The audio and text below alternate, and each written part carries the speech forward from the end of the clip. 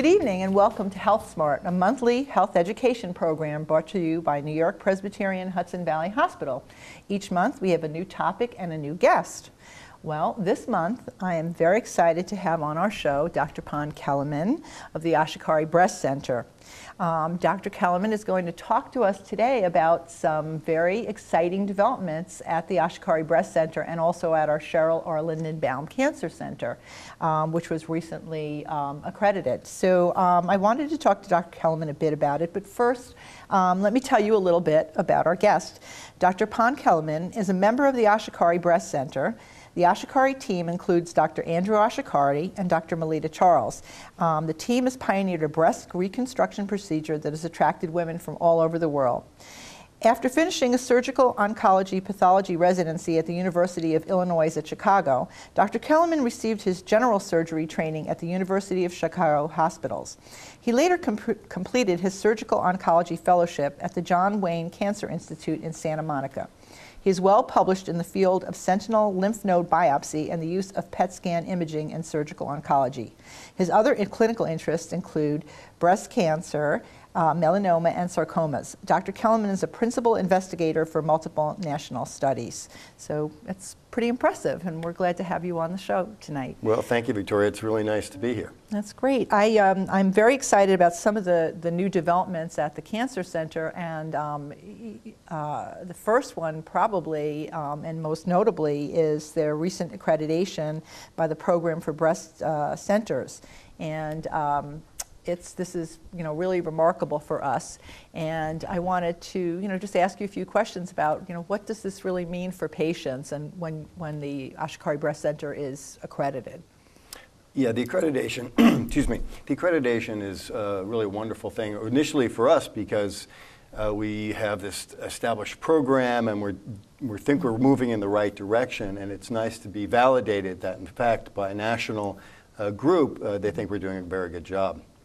Now, what does that good job mean? What does that translate in terms of care towards patients? And really what it means is that when a patient comes to see us, they're taken care of not just by singularly a breast surgeon and then a radiologist, but they're taken care of by a group. And basically, that's manifested in two ways. One is weekly we have conferences where we have all of the healthcare providers together in one room talking about the patient so that they get a unified, multidisciplinary approach to their care. So everyone's communicating, everyone knows what's going on. And secondly, we're all in the same building. So we've got radiation oncology, we've got medical oncology, we've got plastic surgeons, and of course the breast center. In addition, the breast center is not only a standalone facility, but it has the radiology center right there. So patients will come to our center and they'll be seen by us, or they'll go to radiology first, and if there's an issue, they can swing back and forth so that someone will come to our center with a problem.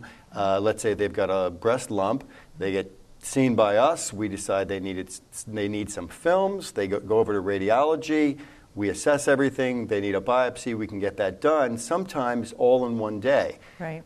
And time is of the essence, not necessarily biologically in terms of getting it done in one day, but for peace of mind. So the sooner you get that answer that everything's okay or that you need to work on something, really makes a difference for women. Right. So that's the kind of program we've developed and has been nationally recognized.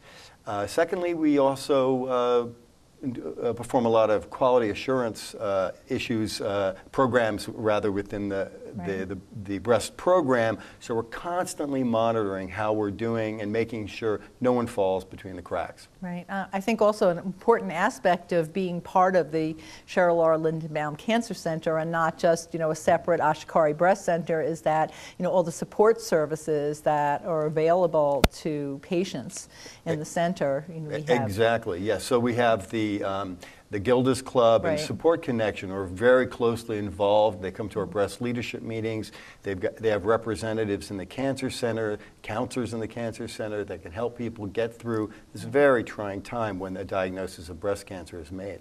Right. I think it's great that we have a cancer center, of this caliber right here in our community. because it's close to home, and that is really very convenient for people, and easier for their lives, their daily lives, and right. dealing with so cancer. when you get a diagnosis of, right. of cancer or breast cancer, Right. it's very stressful, and why add on to that? A 1 to 2 hour trip into right. the city, see people that aren't your neighbors, being treated people that aren't your neighbors. Come to this cancer center, and you're at home. Right.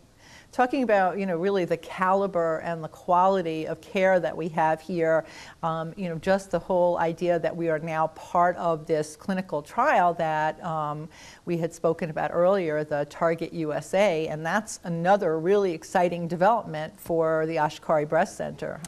Right. Well, important part of the accreditation is right. being part of national studies and being part of the conversation to move research of right. breast cancer forward.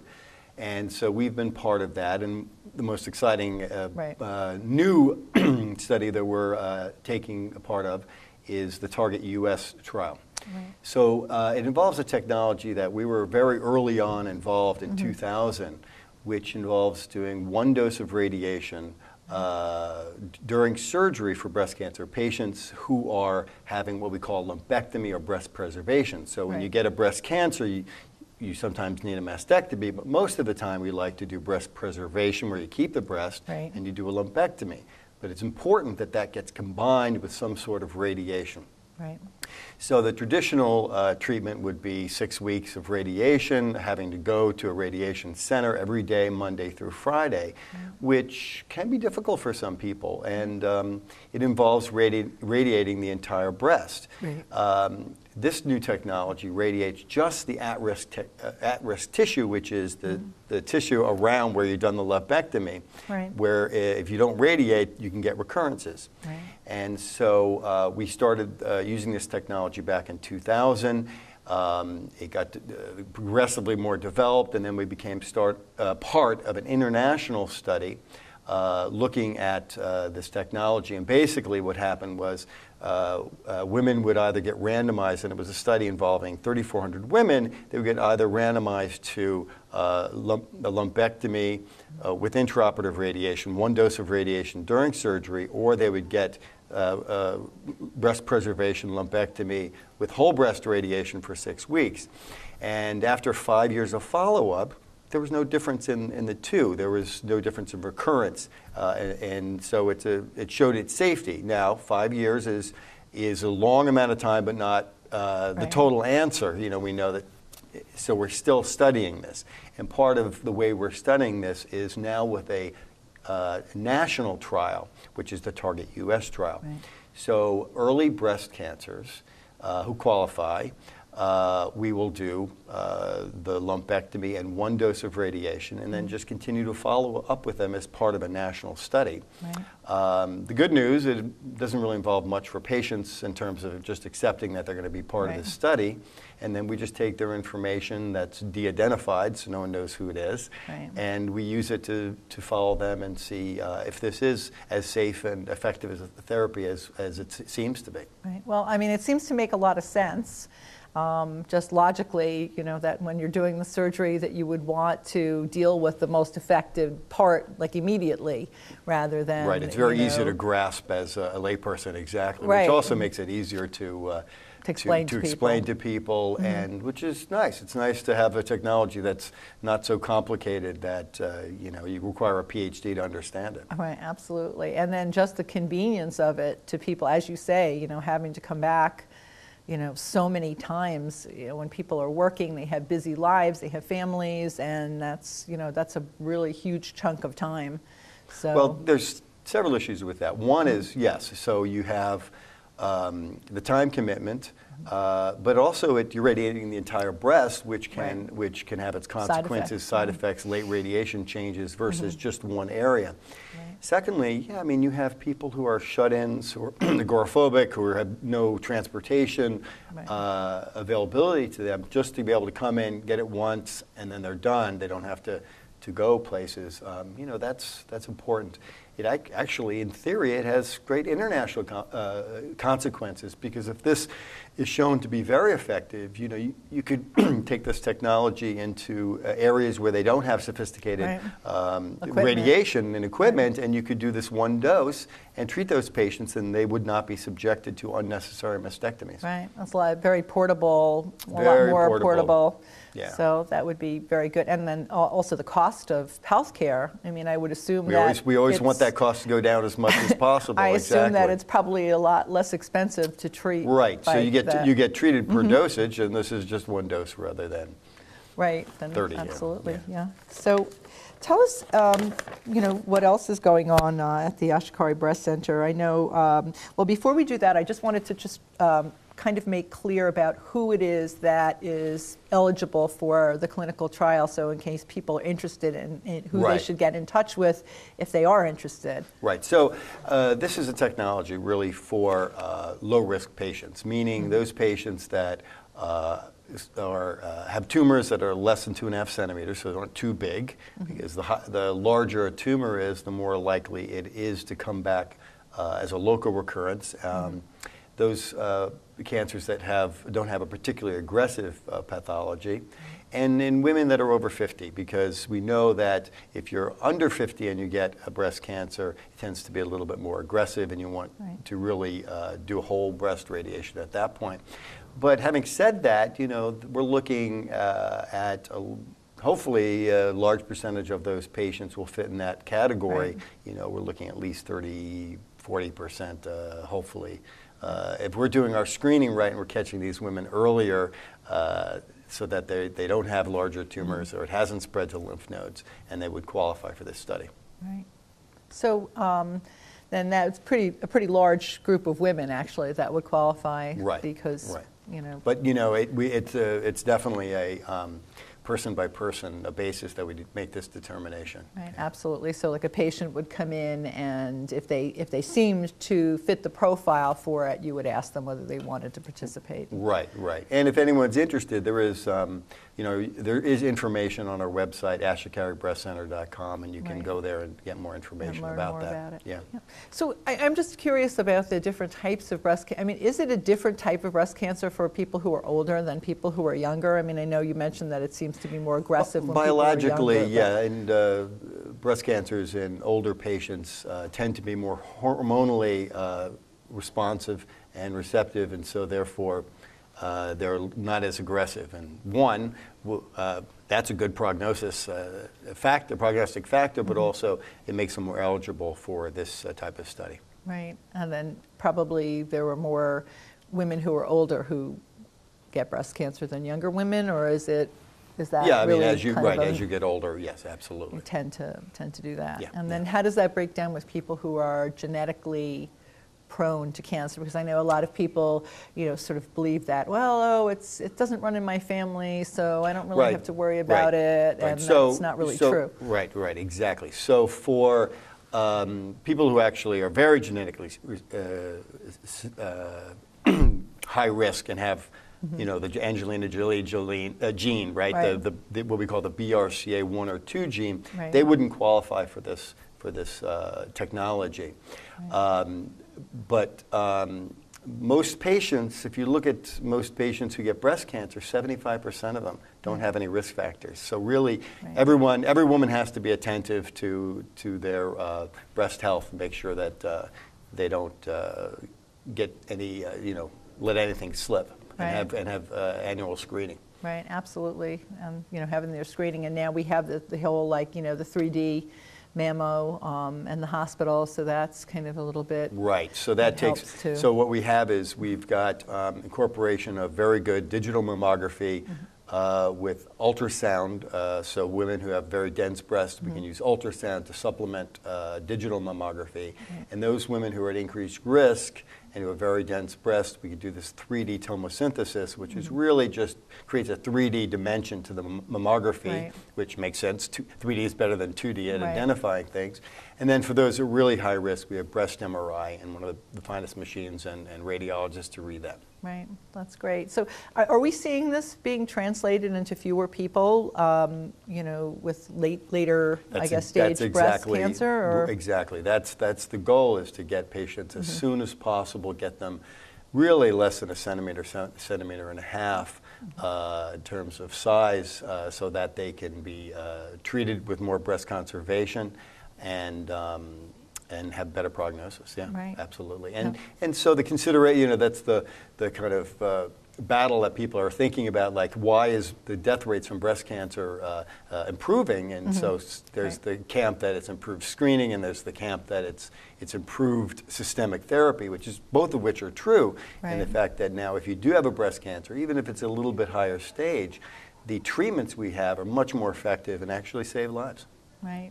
I mean, I think we've come such a long way in the treatment of breast cancer over the years. I mean, I remember years ago when I was in college, I did an internship with the American Cancer Society, and the woman there who was my mentor in the program was, you know, had a double mastectomy back then, and it was just, you know, so life-changing and, you know, horrible for women back then. I know they didn't know, you know, anything compared to what we know now and how we're able to deal with the disease, and not only in prevention, but, you know, in, as you say, you know, reconstruction, just the whole. Exactly. I mean, I have a patient who had, years ago, had a breast cancer on one side and had a traditional surgery for that time, which was a radical mastectomy, which is remove the breast, skin, muscle. It's very disfiguring, skin grafts, the whole thing. And then years later, when I took care of her, she had a breast cancer on the other side, and she had a lumpectomy, just take a little rim of tissue around the cancer, and then just biopsying a few lymph nodes. So she had gone from, you know, the most radical, oldest type of surgery to the most modern, progressive.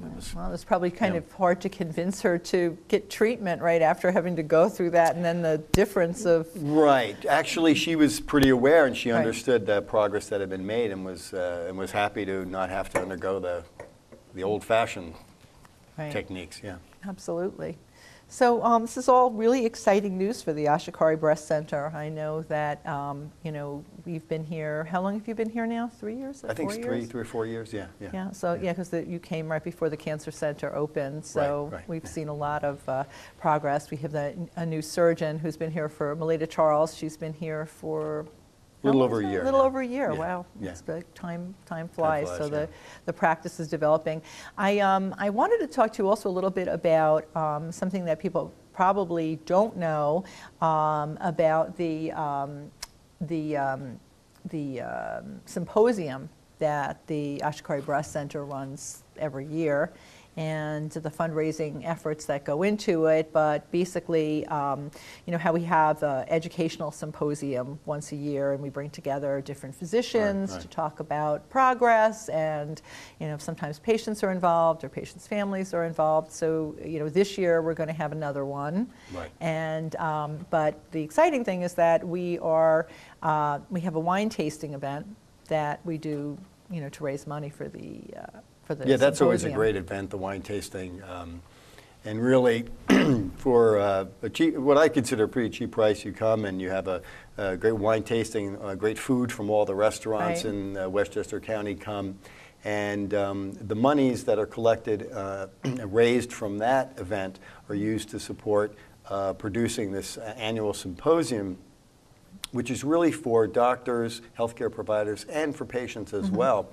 And we really talk about the latest and greatest things that are happening in not only just breast cancer care, but all cancers, so prostate, colon, and others. And so it really, I think, been very successful and well received. Right. And each year we kind of come up with a new topic. Or any ideas for this year yet, or is it a little too early to talk about? It's a little too early, but we're really talking more of the really great advances in systemic therapy. Systemic meaning whole body treatment, so that we don't have to worry about patients dying from cancer. And there are just amazing advances being made in breast, melanoma, colorectal, and then also some we're going to be incorporating some of the use of robotic surgery into the treatment of colon cancer, ovarian cancer, and such.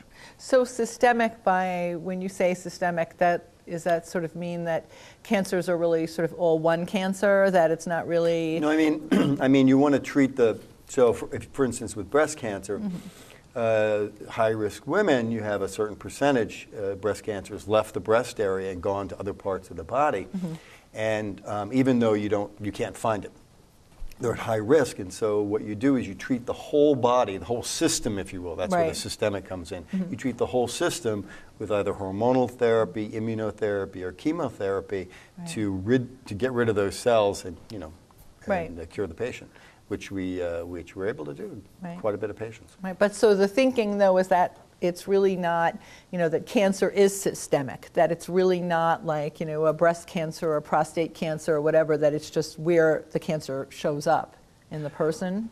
Right, well, its behavior depends on where it starts.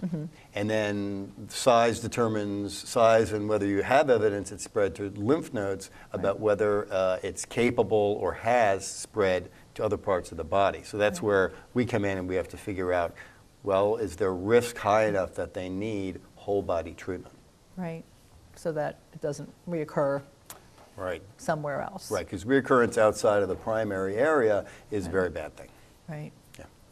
Because that means it's spread it's to gone, the, yeah. Right, Yeah, exactly. absolutely. So, I mean, is this something that's a new thought, or is this something that, they've always known, but now they just have different yeah, systemic therapy really, at least for breast cancer, started in the 80s and early 80s, and has really went from just poisons, basically, which is chemotherapy, which really just kill everything that's rapidly dividing and sorting it out later, to really pinpointing therapies that really look at tumor markers and just attack the tumor cells with significantly drop in the side effects and injury to normal cells. So that's been the real progress, not only in that it increases the options we have for some patient, but that the side effects can be minimalized as well. Right, because absolutely the side effects can be horrific. Pretty very tough. Damaging, almost as bad as the cancer. I mean, in the early ages, people die from chemotherapy quite frequently.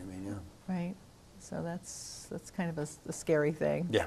To think about. So, but anyway, if people are interested in helping to support this symposium that we had discussed, where because obviously sharing information and education really benefits everyone. The physicians, the patients. So we are going to be having the wine tasting on April 30th this year, which is my birthday. You better know that one, right? Coincidentally, so I do remember the date. And it's going to be at the Sleepy Hollow Country Club in Briarcliff, which is a different location as well. So, and it's going to be the same time from 6 to 9.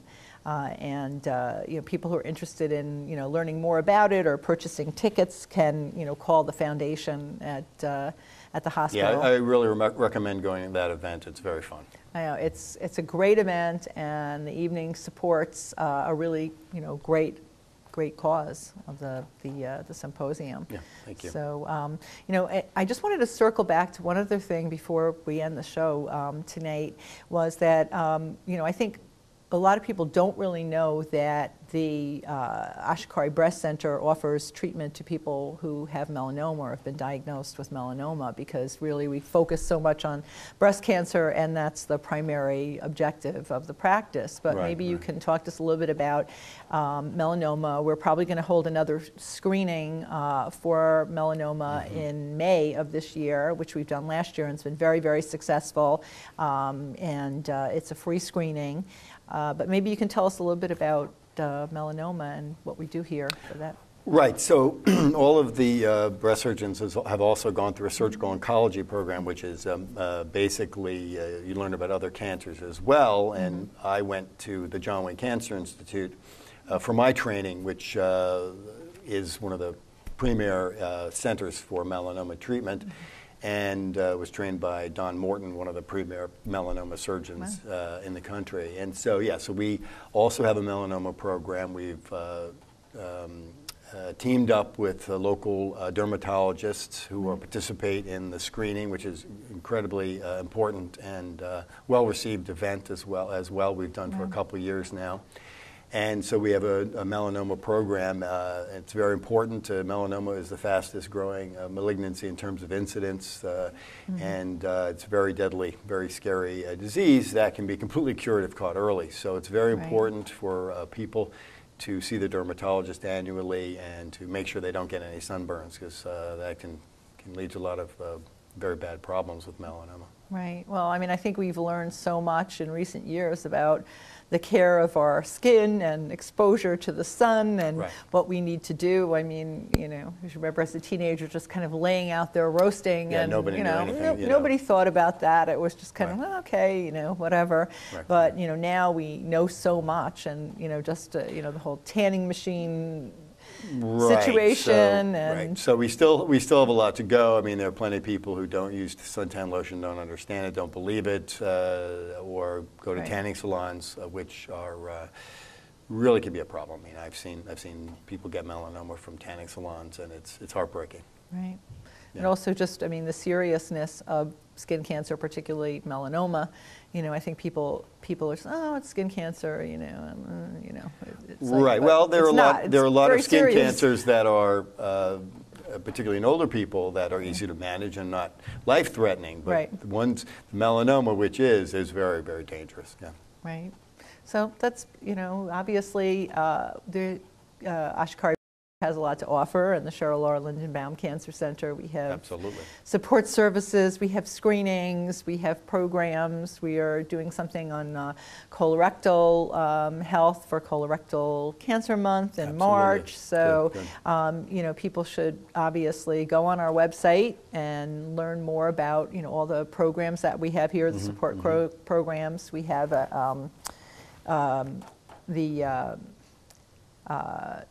you know, Cheryl R. Lindenbaum Cancer Center Support Network, basically, with, you know, Support Connection and Gilda's Club, so people can learn all about those programs on our website. Absolutely. So, well, I thank you so much. Thank you very much for having me. For being on our show tonight, and all the exciting news about the accreditation and the clinical trials, and, you know, now we're going to have another symposium this year, so everyone should come to the wine tasting and support that, and we appreciate having you on. Well, thank you very much. It was nice being here. Thanks a lot for joining us on HealthSmart. So another show, and join us next month when we come back with another guest and a new topic. And until then, be well.